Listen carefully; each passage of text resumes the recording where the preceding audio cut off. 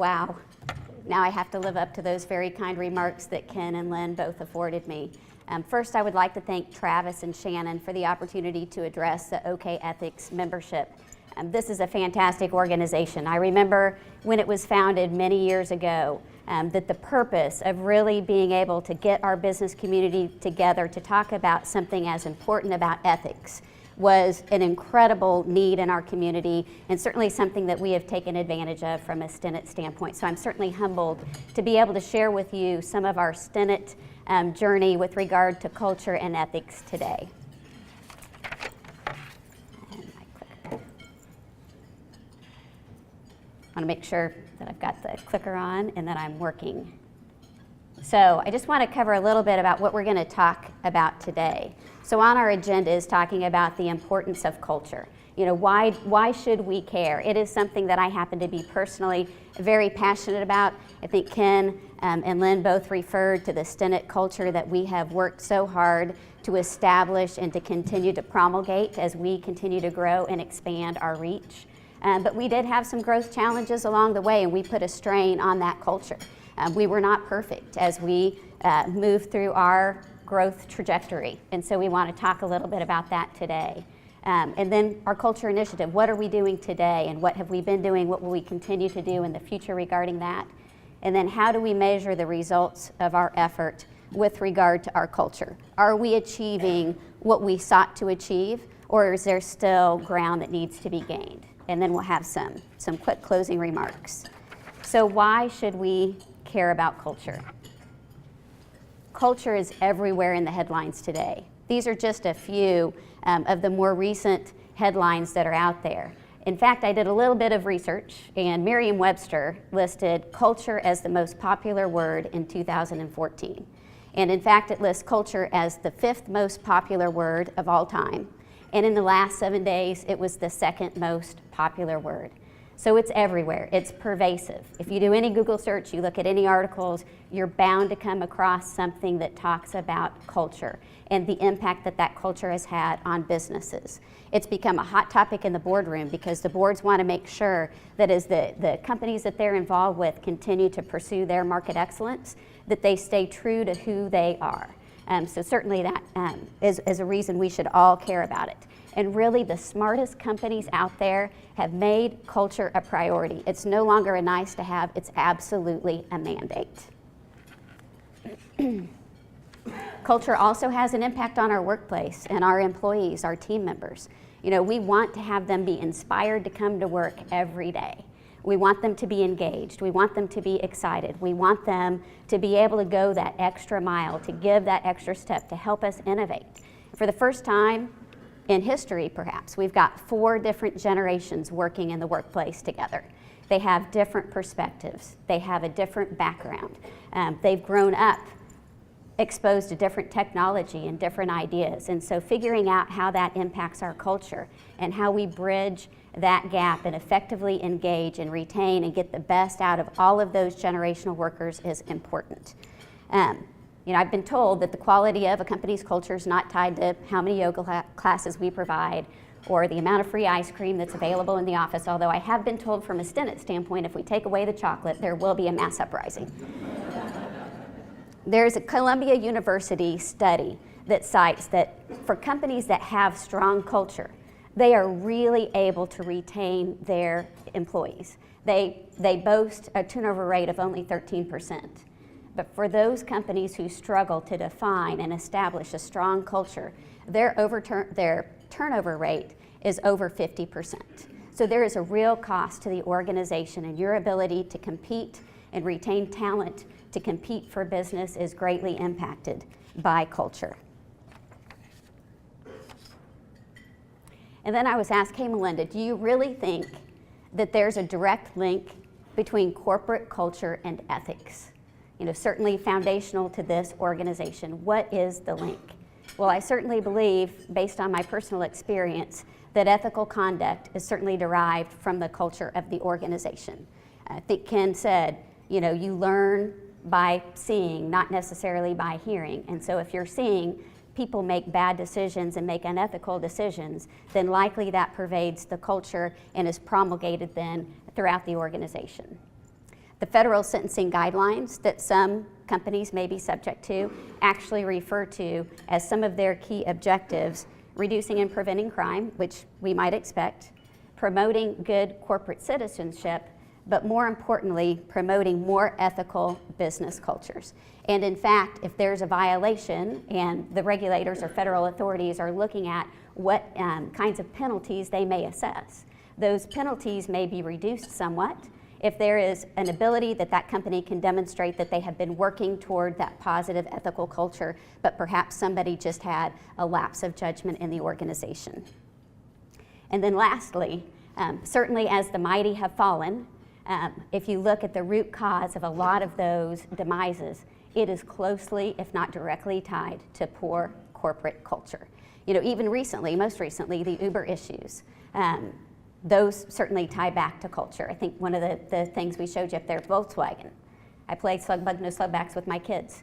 You know, it's a recognized name, it's a beloved household name, and they had a pretty significant fall from grace, and I would say it's directly tied to the culture that they had. So many of those issues, and certainly I would be remiss not to mention Enron and Arthur Andersen as well, you know, it was tied to culture. So we should all very much care about culture and ultimately the impact that has on our organizational ethics. So this is kind of a pretty picture. We all wish we were on the beach, right? We like to look at business ethics as kind of the vitamin D of an organization, with culture being the sunlight.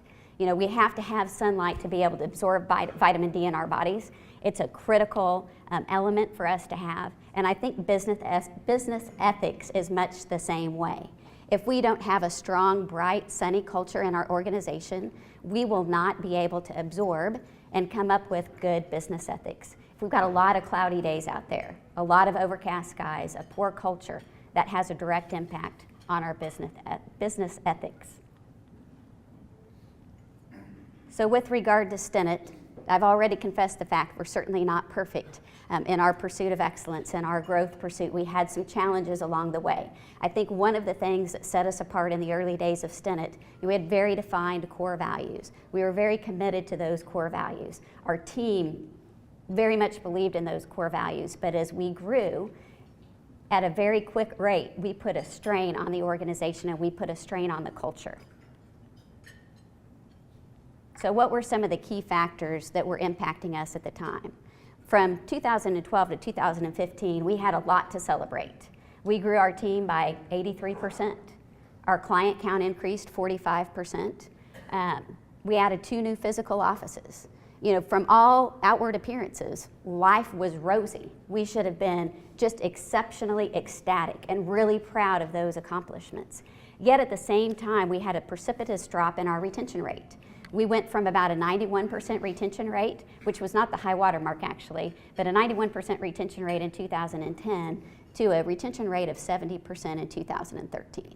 And we really stopped and took notice and said, hey, what's going on in our organization that's making it difficult for us to retain the talent, to attract the talent that we need to be able to execute the work? And so we did a lot of self-reflection. And so we went on an intentional cultural journey. And when I say intentional, it was very purposeful. It was very deliberate. You know, we knew we needed to get back to center. And so as we did that, we had to determine what kind of methodology did we want to use. And I hope I don't embarrass Jennifer Robertson by kind of calling her out. So Jennifer, at the time, was a senior manager with us. She helped drive a lot of great client service work. She was engaged with our team. She was engaged with a lot of our key clients. And Jennifer got her MBA at OSU. She did a lot in the org behavior space, and she was really passionate about appreciative inquiry. And I don't know if anyone here in the audience is familiar with it, but it's a pretty unique way of looking at solving problems and how to approach problems. And Jennifer had actually mentioned it to me well before we started to have our retention issues. She said, hey, Melinda, it would be a really cool exercise for Stinnett to go through and talk about and utilize appreciative inquiry, because it's a very different way of looking at things. And she loves to make us do this exercise. So this will be the only physical work you'll have to do at lunch, but I'd like for you to just cross your arms. Then I would like you to try to cross your arms in the reverse. You kind of have to think about it. It's a little bit awkward. It isn't easy, right? Well, from a Stinnett standpoint, and I think so often in life, we're used to focusing on all the things that are wrong and what's bad and what needs to be fixed. And really what appreciative inquiry does is it really looks at it from the reverse, that what's the very best in an organization, or what's the very most enjoyed or appreciated part of an event. And it really focuses on the everything that's good so that you can understand as an organization what you've got to have retain intact as you continue to grow. So I kind of heard that, but I didn't really appreciate it. And my sister at the same time is also involved in organization behavior, a lot of coaching, guidance and direction to large organizations. And so I was talking to her about this issue that we were having in terms of retention and lack of the same kind of culture. And she said, you know what, there's this really cool concept called appreciative inquiry. So I had two really bright individuals in very different conversations talking about the same thing. And so we decided from a Stinnett standpoint that would be a great way for us to start tackling our issue. And so we very openly embraced that. Okay. And it was a journey. So you'll see this has spanned a number of years. We had to make the decision that we were willing to invest in this journey because it was that important to us. So in 2014, we went through the first part of the process. And the initial meeting that we had all of our team members come to Tulsa. We were here for some training and different things, and we also decided to take advantage of going through the appreciative inquiry kickoff. As part of that kickoff, we each got up and shared a story about a special moment at Stinnett. And those stories were very moving. They were very powerful. And it was really neat to see just the way in which the team interacted and responded with one another and what they chose to talk about. A lot of their stories were similar. So it might have been a very difficult client project. We had one pretty terrible project that we had going on. It was an intense number of hours. It had to be done in a very short time frame. It was really hard on us. But I bet you a majority of the team who worked on that project, that was their defining moment from a Stinnett standpoint, because they knew they were in it together and they were working together toward a common goal. They made sacrifices together and they really knocked it out of the park. So that was, to me, very impressive. Another thing that's important to understand is I did not participate in the AI journey after that initial meeting. So I appreciate the very kind remarks that Ken and Lynn have afforded me, but I also felt that it was really important for the team to make sure that they were bought into our culture and helped put their thumbprint on the organization as well. And what I didn't want to have happen is me participate in additional discovery sessions and potentially change the way in which they might be forthcoming with what they appreciated about Stinnett and what they felt we needed to do. And so I stepped back and really let Jennifer and Chrissy McCowan lead that charge for us. The other thing we did from a Stinnett standpoint is we decided it was of such critical importance that we moved Jennifer and Chrissy from their client-facing roles to internal critical roles that they still hold to this day. And that was a very difficult business decision. Their clients loved them. The principal team loved them. We knew we didn't have to worry about anything when Chrissy and Jennifer were focused on that client work, but it was of such critical importance to us in continuing to develop and grow our organization that we were willing to make that commitment. And I think Jennifer and Chrissy really enjoy the roles, and the team reaps the benefit of their work in that regard. Then in 2015, we did some additional small group work. The team, you'll see in a minute, was tasked with drawing, coming up with some artwork. They weren't allowed to use clip art. They had to do everything by hand. They had crayons and markers and different things like that that they could utilize, but really to summarize their thoughts about what was good about Stinnett and what they wanted our culture to be. We established a culture committee. I do not sit on the culture committee. Again, that was intentional. We really wanted to move, so back in 2007, 2008, there was a little bit of talk about, well, what would Melinda do? We rolled out some new time and expense reporting policies, and we had different scenarios, and those scenarios were, what would Melinda do? And I'm proud to say that at this point, the organization doesn't say, what would Melinda do? They look at it and they say, what's right? So again, we wanted to make sure that the team had a voice, that the team was able to be engaged, and that the team could positively influence our journey. So that culture committee is sponsored by we rotate principal team members through. We've got other individuals who act as facilitators. Jennifer and Chrissy are certainly involved in that as well. And we had them develop our guiding principles, our 6 guiding principles. In 16 and 17, there were some additional efforts with regard to the culture committee and continuing to roll out those new guiding principles. And keep in mind as we start talking about our guiding principles that we never changed our core values. They've been consistent: entrepreneurship, integrity, professionalism, all those kinds of things that we hold near and dear remain our core values to this day. But we decided it was important to have additional guiding principles. So this is just pictures of some of the exercise that the team went through. You can see there's a lot of pieces of paper on the table, and that's actually Jennifer in the right-hand corner with her hand on her head. I didn't notice that until I was going through my slide deck last night. It was an extensive process that they went through. They went to each of our city offices. They met with smaller groups, and those smaller groups got together, and as they told those stories, they pulled out, consistent themes that they were hearing. And then they ultimately voted on those themes that they felt were most important to help define those guiding principles. And so our guiding principles, and I'm not going to read all the words to you because there's a lot of words, but just as an example, so the picture that's on the left is the original artwork that the team did. And one of the things the Culture Committee wanted to be able to do was turn those original artworks into thumbprint icons that we could utilize to help embed the guiding principles in everything that we're doing.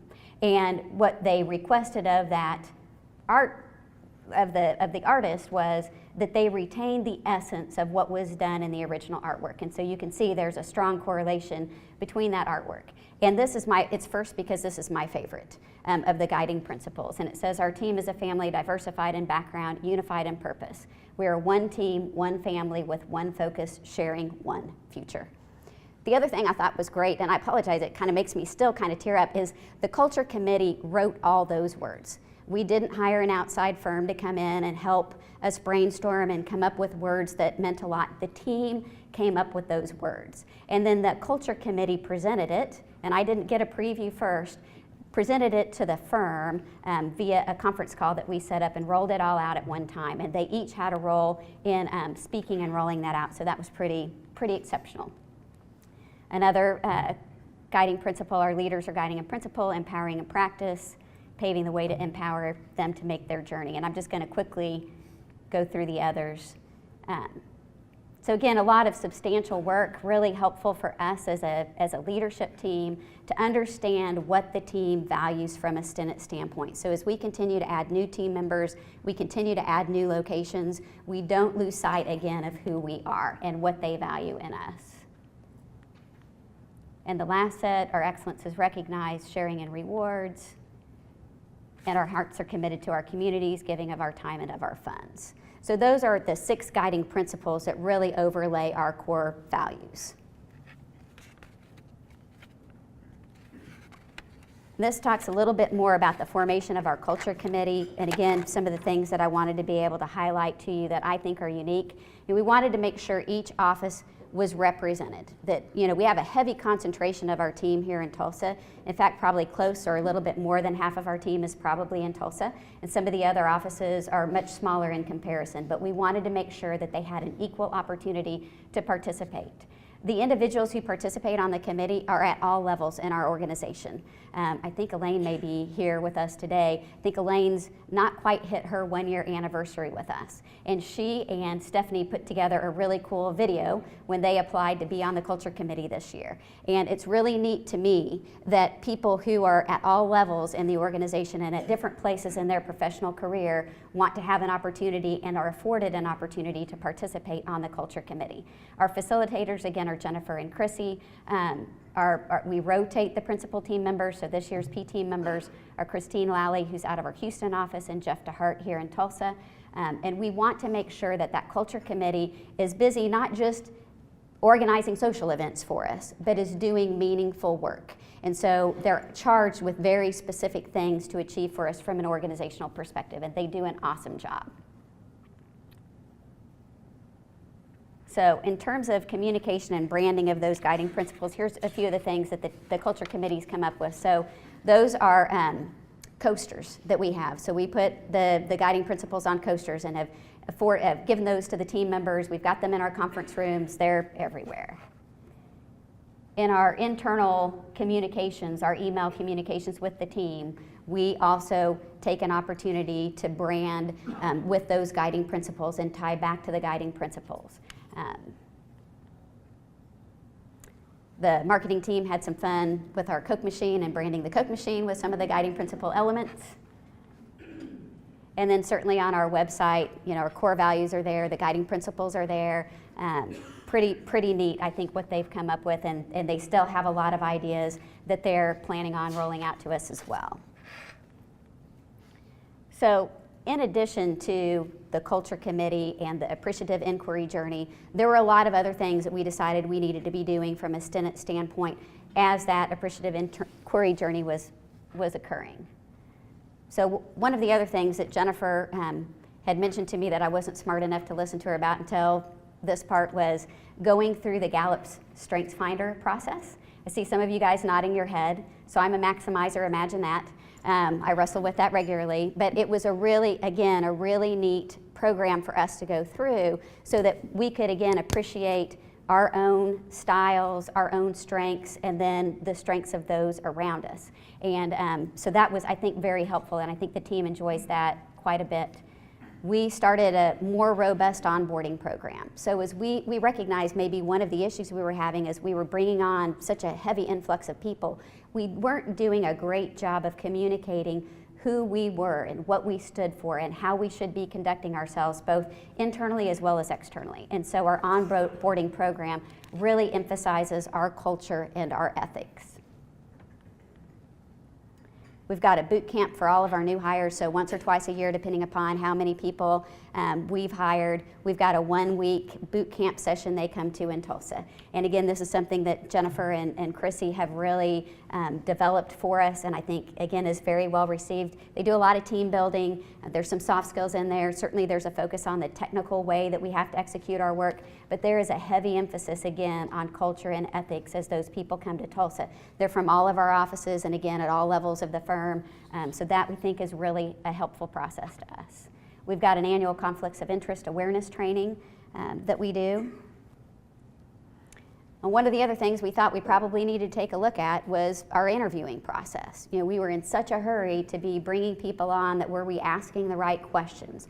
Were we identifying if the potential candidate was really a fit and aligned with our cultural goals and the way we wanted to conduct ourselves? Because it's highly unlikely if somebody is diametrically different in their views and their principles than Stinnett is, that we're going to be successful in getting them to change that perspective. So we revamped a little bit the hiring process and kind of honed in on the kinds of questions we needed to be asking to be able to identify earlier in the process whether or not there was going to be a fit.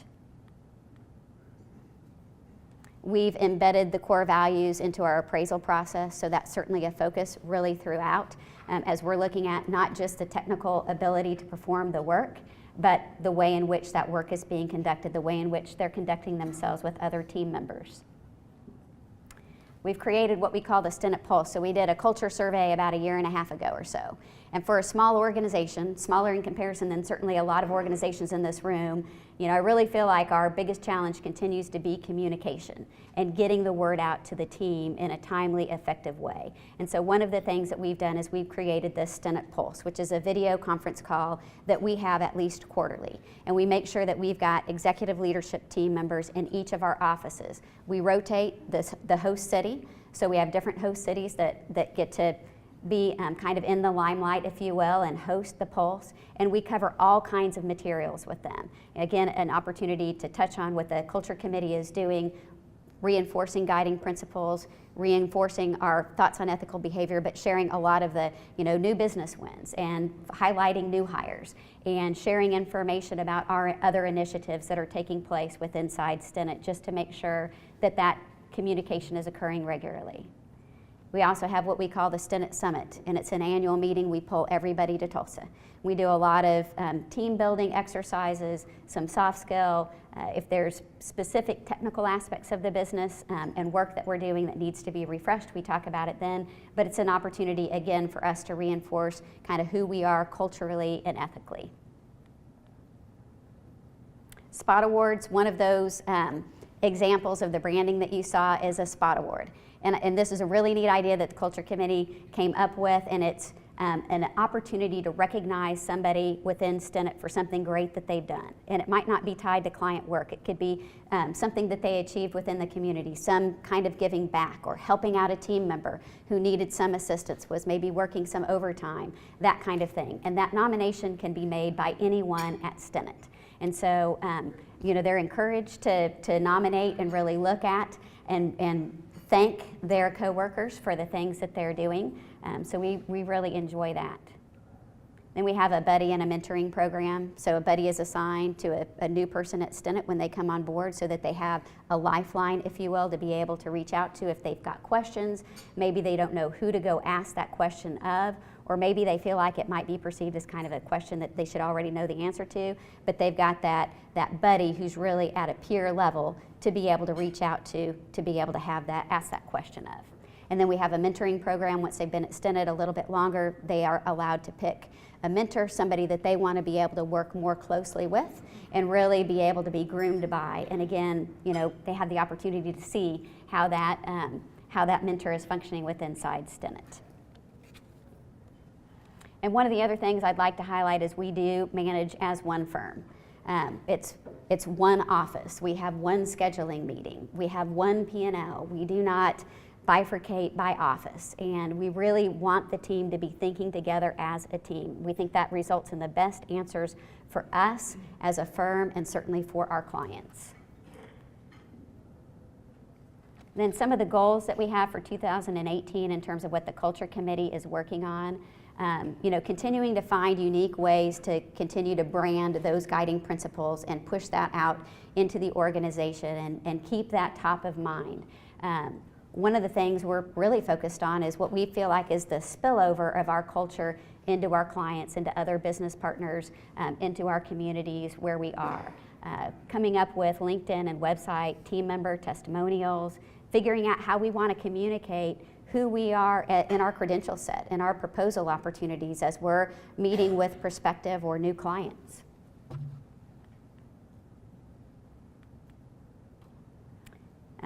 Excited about coming up with some creative artwork that we can have in the office that will, again, emphasize the core values and the guiding principles. And then the Culture Committee will be focused on writing our why. We have a mission statement, we've got our core values, we've got our guiding principles, but now we're really wanting a why. So the Culture Committee will be working on that. And then they'll be doing an appreciative inquiry refresh. We've had a lot of folks new to Stinnett who've come on board since we went through that original appreciative inquiry journey. And so this will afford us an opportunity to get them involved in the process and dust things off and make sure that there are no adjustments that need to be made. We have a leadership development committee. So again, in concert or in addition to what we're doing on the Culture Committee, wanting to continue to refine and hone our skills on the strengths-based training, both for individual team members as well as teams that work together pretty consistently on some of our larger clients or perhaps our administrative office, that kind of thing. See if I can get it to go back. And then we have a retention initiative. So again, we don't want to find ourselves back at that valley of 70%. So we're still very focused on trying to find unique and creative ways to keep our team engaged and excited about being at Stinnett.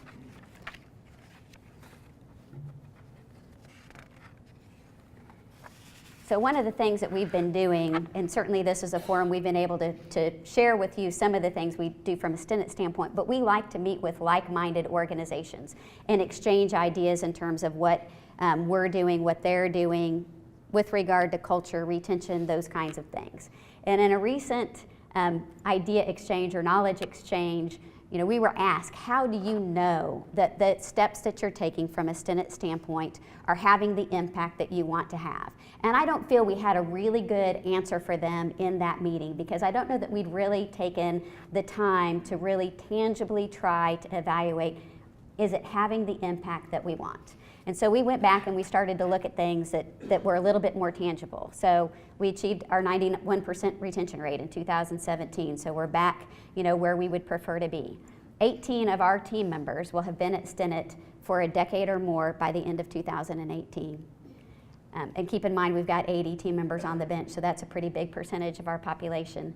32 of our team members, so not quite half of our team members, will have been at Stinnett for 5 years or more at the end of 2018. So we think that those are pretty powerful, tangible ways to measure the success that we're having with regard to our efforts around culture and ethics.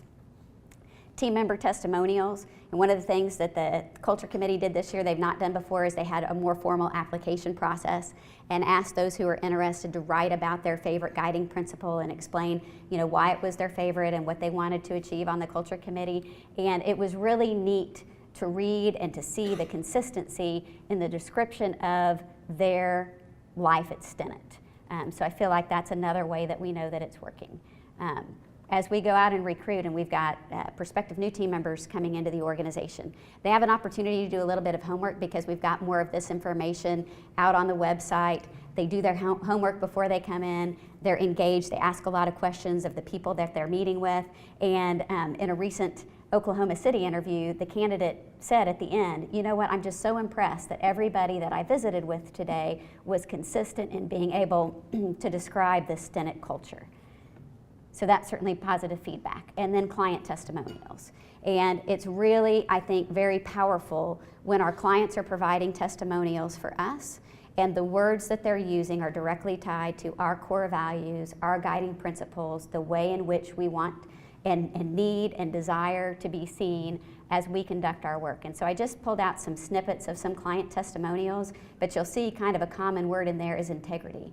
And Ken, I appreciate your use of the same word in your introductory remarks. Professionals that individually and collectively conduct themselves under the highest standards of technical competence and integrity.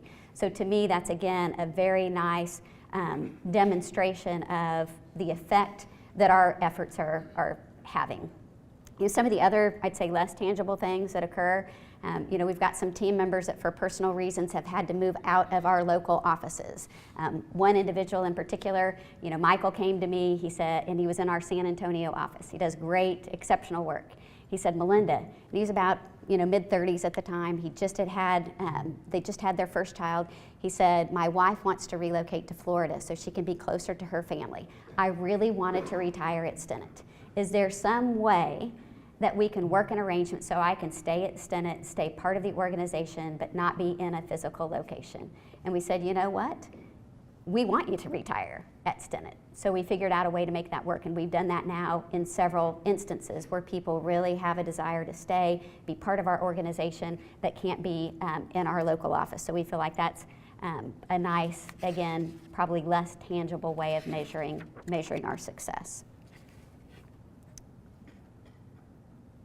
And then relationships with business partners, and I would be remiss if I overlooked this. So we work a lot with different public accounting firms, with other professional service organizations, attorneys, bankers, and we enjoy a lot of referral business from them. And again, it's refreshing to me as we have those conversations with prospective new clients and they talk about how they've been referred to Stinnett, and there's consistency, again, in how those business partners perceive the way we do our work.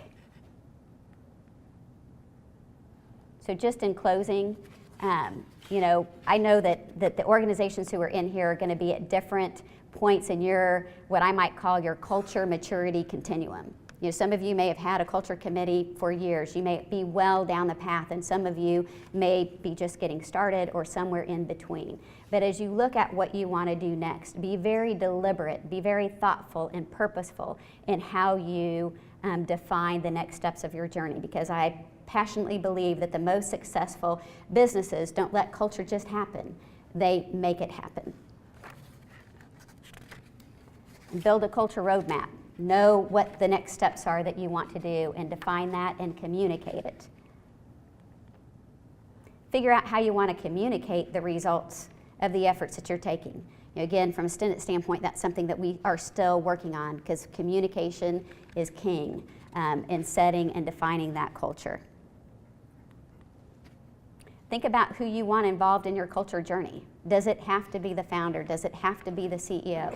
Or might the results be better if you have a combination of team members participating actively and passionately in that process? Now, I also want to say, for those founders and CEOs in the room, that letting others drive the process does not abdicate us of our responsibility to lead by example and to make sure that our team sees us in action each and every day in the best and most appropriate light. And then lastly, know how you want to measure the success of your efforts. It's a significant investment of time and resources, certainly for organizations, to tackle culture the right way. So start with the end in mind and know how you're going to view your success at the end of the day. And that's really the end of my prepared remarks. So certainly, if folks have questions, I'm happy to entertain questions now or afterward. Travis. Melinda, has your culture committee ever come up with something that kind of just blew your mind and you had to take some time to wrap your hands around it? Only in a good way, Travis. So Travis's question was, has the culture committee ever come up with an idea that blew my mind or, caused me pause for thought?